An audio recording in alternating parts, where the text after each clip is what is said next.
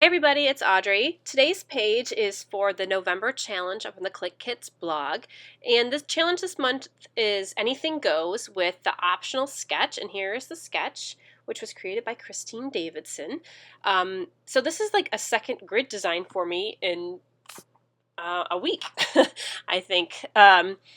So I have gone through the Clique Kits kit and I'm going through the papers, which I just love this kit so much. The colors are just so awesome, and I just love all the patterns, and it's just really pretty kit. So I decided I'm going to cut out some of the different pattern papers and cut little squares of each. I have printed my photo, which is about a 3x3 photo, and the squares I'm going to cut from the pattern paper are 2 inches.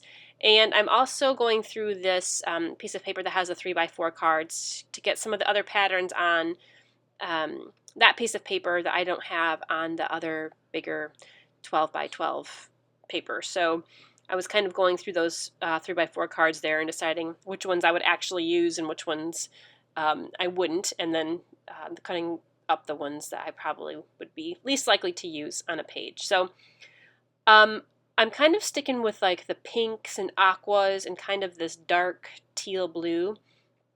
And this piece of corrugated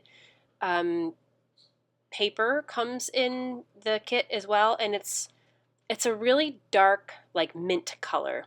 And I wasn't sure if I was going to use 2 of those squares or not, but I really love the texture that the cardboard added, so I wanted to add a couple of them. And actually, when you look at the sketch, you think in your mind you need 12 squares, but actually the 12th square is covered up by the photo, so I'm only going to cut 11 squares. And on the chipboard from the Gather collection from Maggie Holmes, which by the way is an add-on, it does not come in the kit, but it is available as an add-on, there is a little frame that was just under 2x2, but I decided to use it anyway. Okay, so I'm going to use a white background for sure. With all these colors and patterns I have going on, I think it was safest just to stay with the white background. And again, I'm just trying to spread out the colors to separate the darker colors and separate the pinks and separate the patterns. And I only had the one yellow piece, and I knew I wanted that to be close to my photo, and I was planning on pulling in some yellow bits from other elements. So I decided to leave the little frame in the bottom right-hand corner, and I want to jazz up some of the squares that are around the photo. So I'm just going through, this is the Maggie Holmes Gather die cut ephemera pack, and this pack of ephemera is so awesome. It's not your typical, yes, there are your typical die cuts in there, but there are a couple pieces that have like kind of like a colored acetate behind them, and they're a little bit thicker, so it's just so pretty. And I was just going through some of the other things in the kit to see how I could pull them in to my design as well. There are these craft tags with gold foiled letters, which are just beautiful. There's some flair.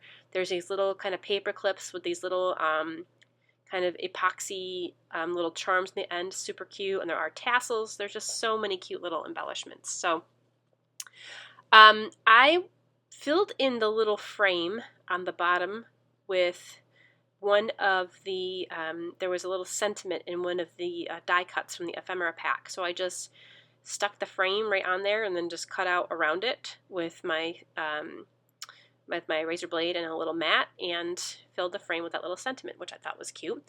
And I loved that little black floral acetate wreath, so I put that behind my photo.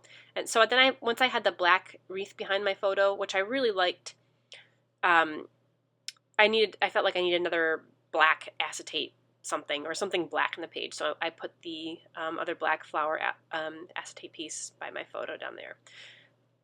One of the reasons I used the wreath, the circle wreath behind the photo, is because I think the circular element helps break up the grid a little bit. So while you still see the grid in the background and it's very prominent, the circle kind of softens that and helps the photo, I think, stand off from the grid design a little bit more. I really wanted to incorporate this craft tag somehow because I just love how the craft looked with these colors. Oh my gosh, these colors are just so beautiful. So I have to tell you that I just got the papers that were in this kit, But I went back and ordered some more of this because I hadn't ordered this collection, which was surprising for me because I usually order everything crepe paper, but I hadn't ordered it, but I did go back through and order the rest of the papers and everything because it's just so beautiful. Okay, so I thought hanging that clip on one of the papers was a good use of that, and I wanted to kind of cluster my things. I didn't want to have all the squares filled with embellishments. I just wanted to put clusters on a few areas. So I'm going to kind of stick to this bottom right corner, and then the bottom of my photo, and then the top left of my photo. On the little paper clip, I added one of the tassels. I don't know if the tassels are supposed to go with those clips, but they fit on there perfectly. And when I first saw the tassels, I'm like, how am I going to use those? But I'm so glad that it fits on that clip perfectly because it was just a great use of that. So this page came together like really quickly. I mean, grid designs I think always do because you get the grid design done, you get your papers laid out, and then really you just got to fill around with some of the embellishments. But I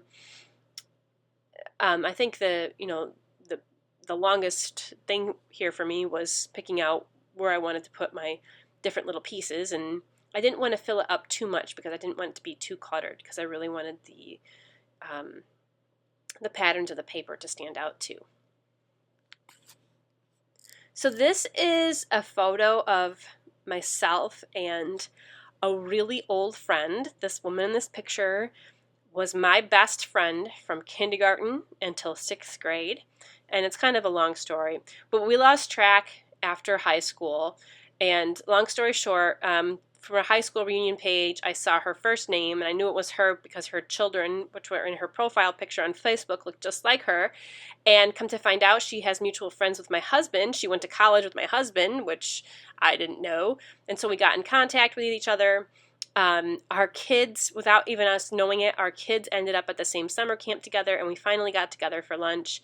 And it was so good to, or actually it was for breakfast.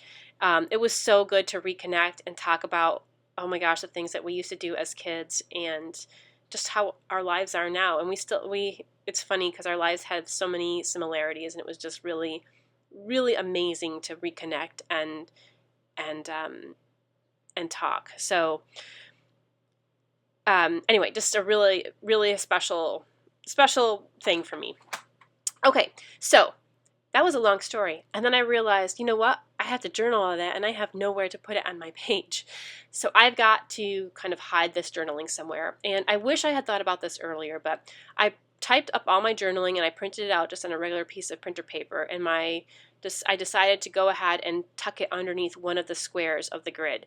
And I wish, like I said, I wish I had thought about it earlier. And what I would have done is put it under the square where the little clip was, because duh, it's a paper clip, and I could have clipped the little journaling right in there, and it would have been so cute. But instead I decided to just make another one of those pink squares up there in the top, so the exact same pattern, and I just kind of folded up my journaling accordion style and then glued another piece, and then I tucked it underneath my photo. So I had to fiddle around with my photo a little bit, excuse my head there, because I had already put foam adhesive behind it. So I had to cut out some of the foam adhesives just so I could fit that square underneath there a little bit better. But I also, you can kind of see it, I also went through and stitched the grid lines with some white thread. It's kind of hard to see there. But here are some close-ups. I did tilt that little frame in the bottom right to kind of add some interest down there in the corner. And all the other little elements that came together so fast. So I hope you enjoyed this page. Come and join us for the challenge this month because you can win a prize from the Clique Kit store. I think you'll really like it. Thanks so much. See you soon.